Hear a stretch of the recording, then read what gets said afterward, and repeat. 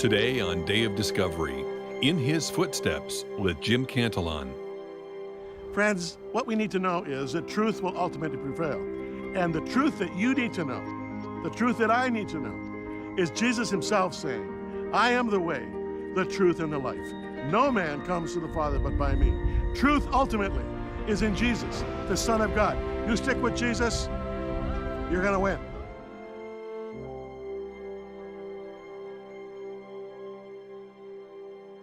Welcome to In His Footsteps with Day of Discovery. I'm Jim Cantelon. Country Jesus today. I'm in the country. It's about 110 degrees. The wind is nearly blowing me off the mountain.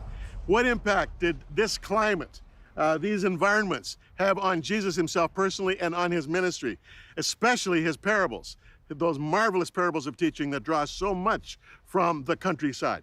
We're going to explore all of that in the scriptures, friends, and also Pamela Suran is coming our way. She's one of Israel's most trusted guides, and she's going to give us a perspective just in terms of the topography, the environment, the climate, and all of these things that contribute to country Jesus. So we'll be studying the Word, talking to Pam. You hang in there with us. I'll be right back.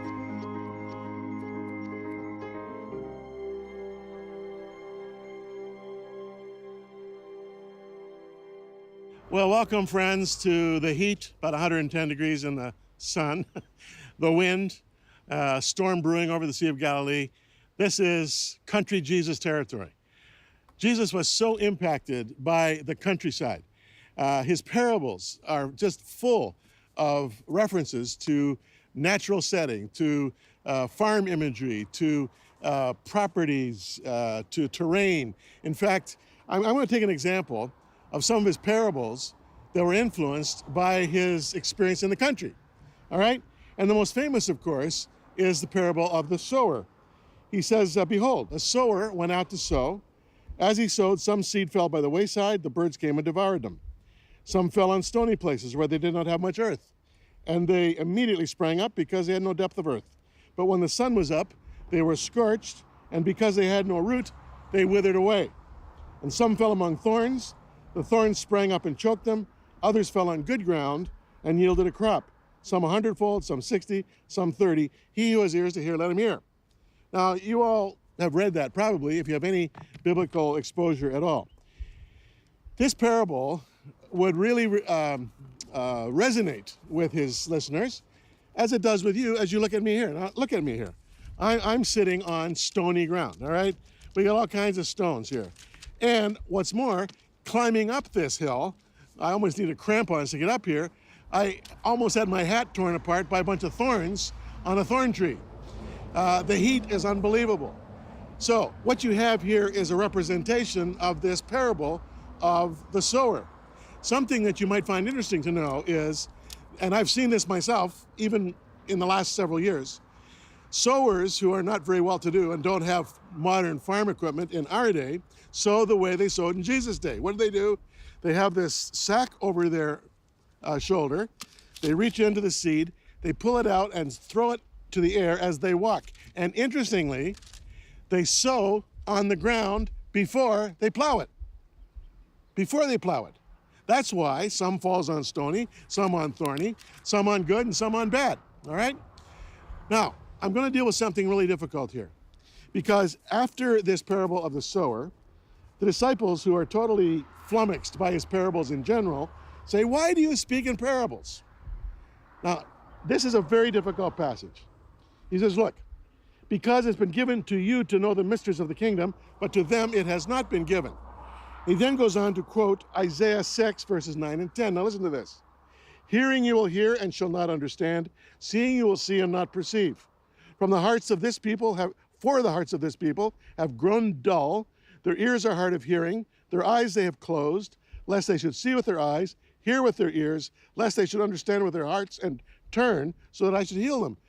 You say, whoa. Is Jesus saying there are some people he doesn't want to heal? No.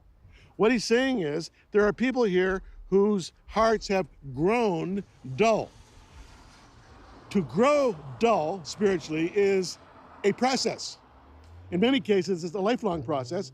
Long-standing disbelief, in other words, okay?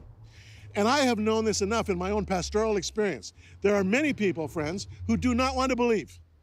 They don't want to be healed. They don't want to be saved. They don't want anything to do with this story of Jesus. So what Jesus is saying here is their hearts have grown dull, and because of this, their ears are hard of hearing, and their eyes have closed. And they don't want to hear the truth from me. So I'm not even going to give them the truth. I'm going to give them parables, and they'll be totally mystified by the parables, and they'll be happy. That's basically what he's saying here. So even though that's a difficult passage, it's not too difficult to explain. All right, the sower. Some of the seed falls on rocky soil. This is soil that just could not sustain growth if it tried, all right? Others on thorny soil, others on good soil, others on shallow soil.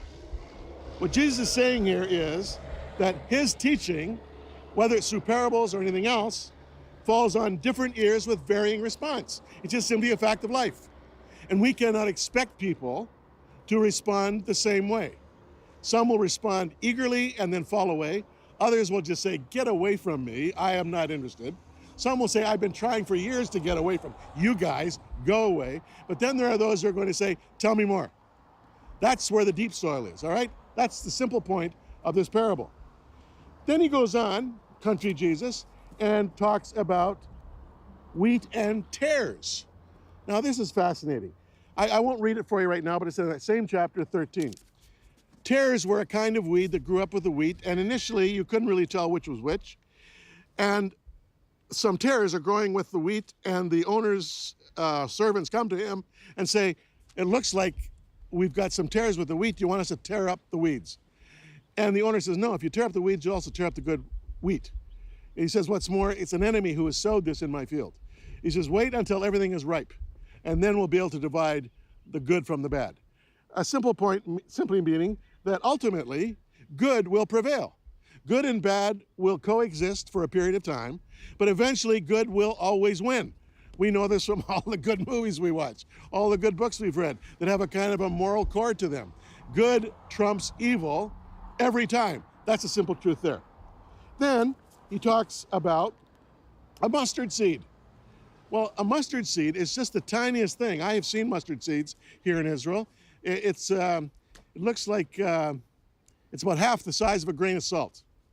I mean, you can hardly see it. You take a mustard seed, you plant it, and if it is in good soil and it's given time and some water and just some good nurture, eventually it becomes a very large bush. And Jesus says it will not only give shade, but also provide a nice resting place for the birds. The point there being that truth will always prevail. Even though it's small, truth will prevail. You can be sure of it. It's not going to die, it is going to thrive. That's the whole point of that parable. Then he talks about, where are we here? He talks about leaven. Now, again, that's not necessarily something from this setting, but leaven is what you put in bread that causes it to expand, right? What he's telling us here is that the gospel of the kingdom of heaven is like leaven. It may be just the smallest amount, but it will have an impact far beyond its size. Well, think about that. Jesus had 12 disciples. He taught them in this area. In fact, 2/3 of his ministry happened right in this Capernaum, northern Galilee area. This is far more his home than Jerusalem ever was. In fact, Capernaum was referred to at one point as Jesus' hometown, after he moved away from Nazareth as an adult. The disciples were only 12. Jesus has a message for the whole world. The whole world, not just 12 guys. And what's more, as we will see, and we'll cover this as this series goes on, when he needed them the most, when he was being crucified and dying, they all forsook him and fled. These guys appeared to be cowards, at least at that point in time. And yet Jesus had put his whole hope and trust in these fellas, and of course one of them betrayed him, but the other 11, plus one that was added later, evangelized the entire world. I, as a believer, many of you who are believers, we are the product of one of their ministries. Who knows where it was, but it has spread over time, over the centuries, till eventually it comes to North America. We've settled North America. Here we are. A little bit of leaven leavens the whole loaf of bread. Friends, Jesus is making a simple point here. Small beginnings, big results. And don't despise the day of small beginnings. Jesus makes that point powerfully. It may be a small beginning, but it can have a huge impact. Just think of a sperm and an egg. Microscopic, but look what happens. A whole universe and a human being is born. Marvelous teaching. In a moment or two, I'll be coming back with Pam Suran. She is one of Israel's most trusted guides, a very good friend of mine, and we'll talk more with her about Country Jesus. And now we return to In His Footsteps with Jim Cantelon on Day of Discovery. So here we are, just a couple hundred meters from the Western Wall in Jerusalem. And for all of our interview segments, this is where I am. Today is Bar Mitzvah Day. You may from time to time hear some ambient sound of people celebrating young boys becoming men, even as we speak. Very exciting time for a lot of Jewish families from around the world. Pam Suran is with me. She's been with me the last few shows. She's with me today and next time as well. But today we're going to talk about Jesus in his with his parables and his references to the countryside and rural imagery and all of that as he taught the people. And Pam, it seems that Jesus spent as much time, if not more time, in the country than in the cities. I mean, he was really a country boy, wasn't he? Well, first of all, we have to remember he did not have his own home. Right. So he was going from village to village, and he would be either sleeping out in the open air or in someone's guest room in the villages. Yeah, foxes have holes, the birds of the air have nests, the Son of Man has nowhere to lay his head. Right. We don't think of our Savior as being homeless. Well, he was. Huh. So he, and also whenever he was going from place to place in his ministry, he would have to walk, right? That's right. So he knew all Absolutely. about dust, all about dirt, all about thorns, all about heat. Tell us about a little bit what it's like just from day to day in the countryside in this part of the world. It's dirty, it's dusty, and if you're walking in sandals, you have the threat of slipping on the rocks. Right. You have the threat of thorns sticking in your feet, and then you have the dust and the mold and the fungus, and so it's really necessary to wash your feet. So that I find that so amazing that the last Passover with his disciples, when we're reading in John, he has this whole portion of the Passover just washing their feet. And I bet it felt good. I'll bet it felt good too. You know, as he taught, I'm hearing about seeds, trees. I'm seeing and reading about a fig tree that gets cursed.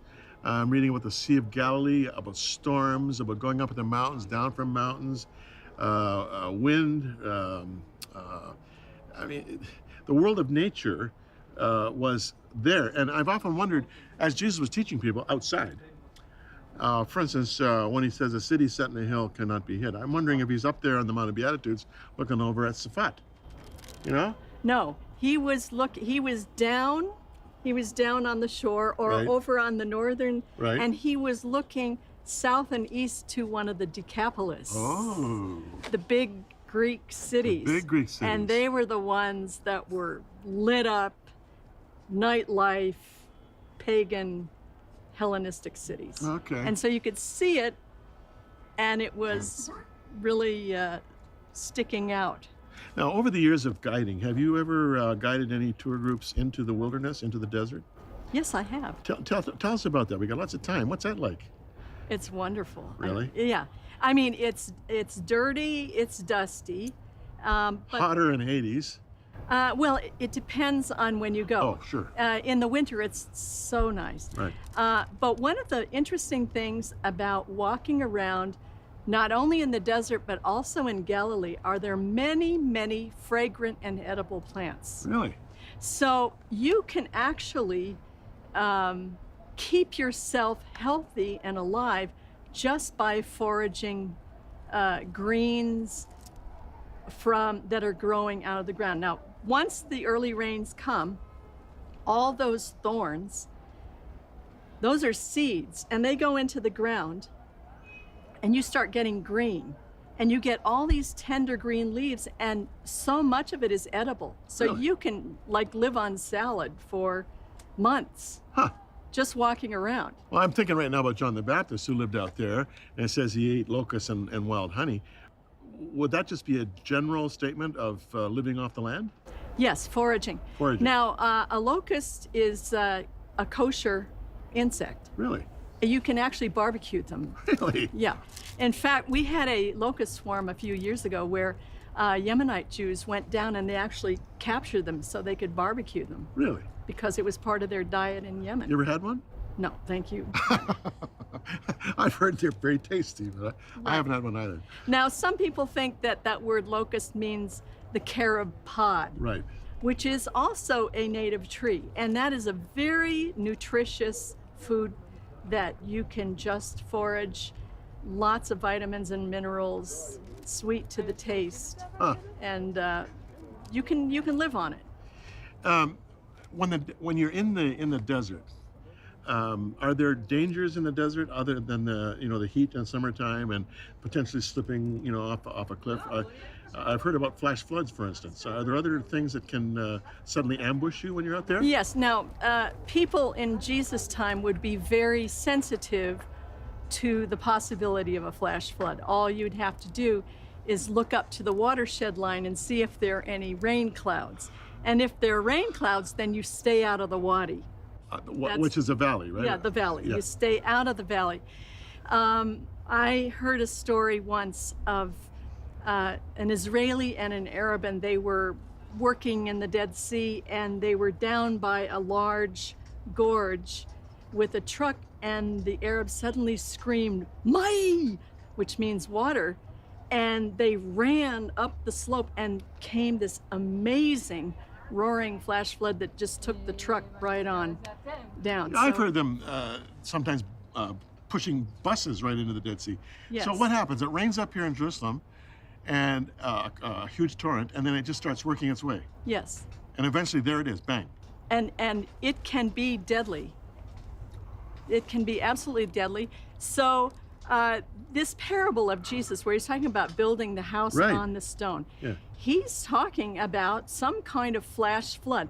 Now, if you build a house on the sand, you're building it in the water source, in the valley, and that's where the flash flood comes. Right.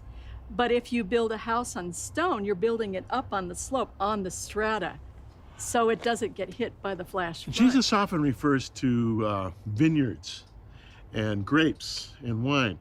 And now in modern Israel, it's become quite a wine-producing country, right? Yes. It's an ideal climate, is it not, for growing grapes? Yes, in fact, we have some prize-winning wines Yeah. that are international blue ribbon first prize wines as a result of climate and soil. Now, up on the Golan Heights, you have volcanic soil, Right. dry, cool weather, Mhm. and it's perfect. And they have so many prize-winning wines coming from the Golan Heights. Same thing in Galilee. Now in Upper Galilee, they have lots of vineyards. But you see, this is it's called viticulture. This has been going on for thousands of years. Right. It goes all the way back 3,000 years. If you read in Deuteronomy chapter 8, it gives a list of the biblical crops, and grapes is one of them. Huh.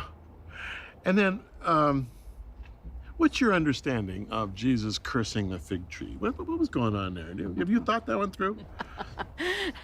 I think too many people have thought about it. Yeah, no, just Yeah. for the sake of those of you who don't know the story, Jesus and his disciples are walking past this fig tree. Jesus wants some figs, and there's no figs on the fig tree, and it's not the season for figs on the fig tree, and he basically curses the tree, and the tree dies.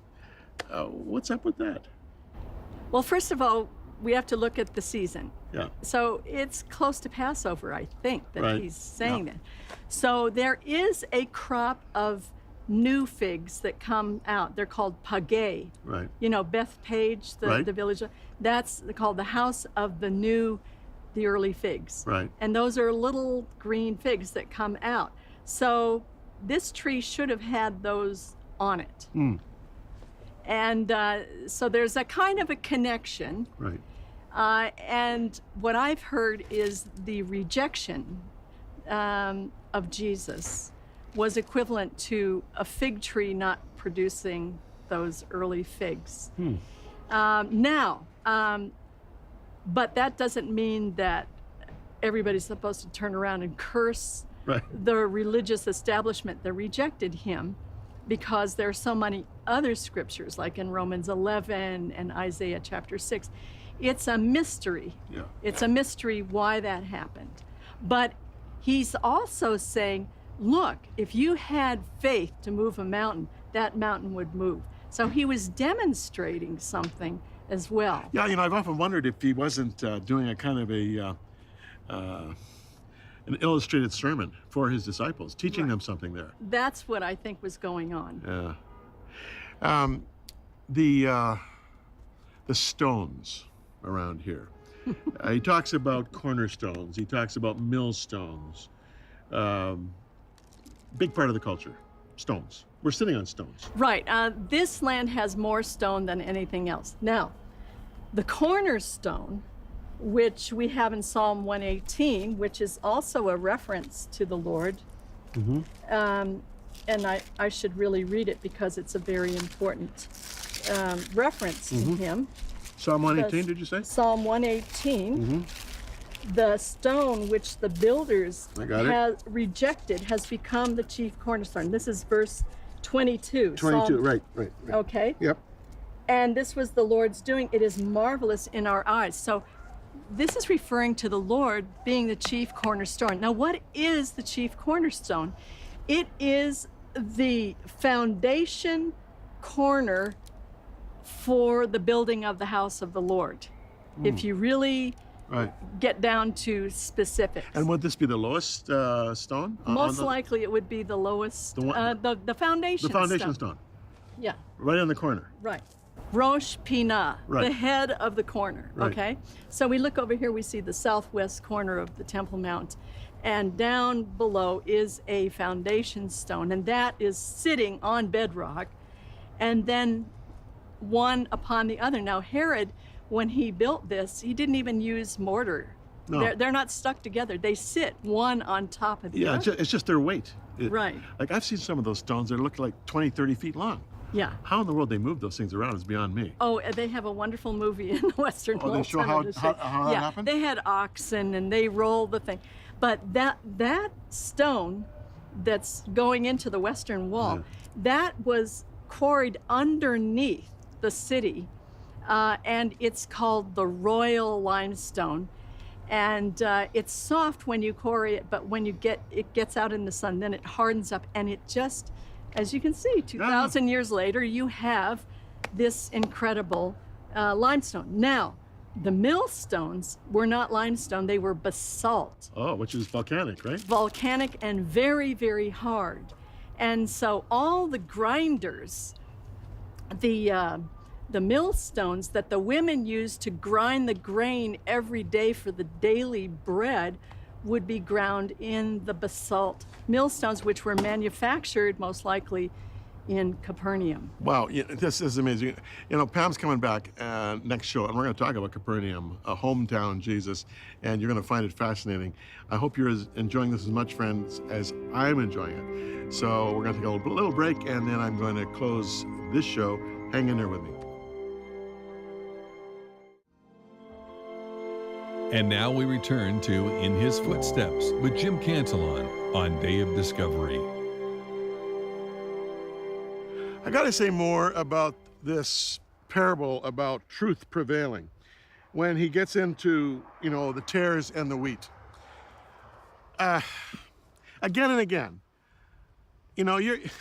most of us are not really all that biblically proficient.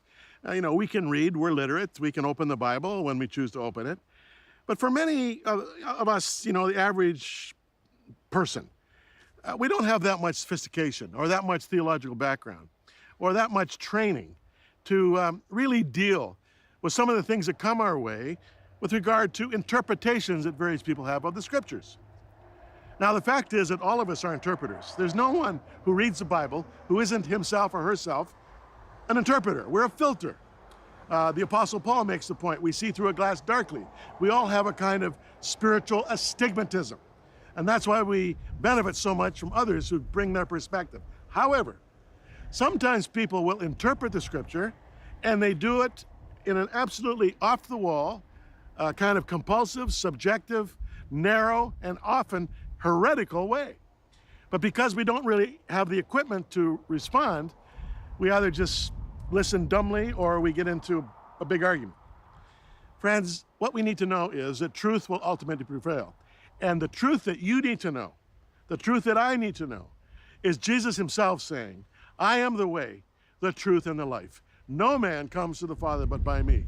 Truth ultimately is in Jesus, the Son of God. You stick with Jesus, you're gonna win. Thanks so much for watching. I'm Jim Cantelon.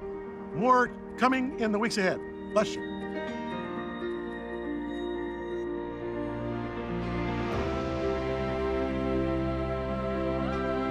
Join us again next week at this same time for another Day of Discovery. Day of Discovery is a video outreach of Our Daily Bread Ministries Canada and is supported by the free will gifts of friends like you who enjoy these programs. For more information about Our Daily Bread Ministries Canada, please visit us online at ourdailybread.ca.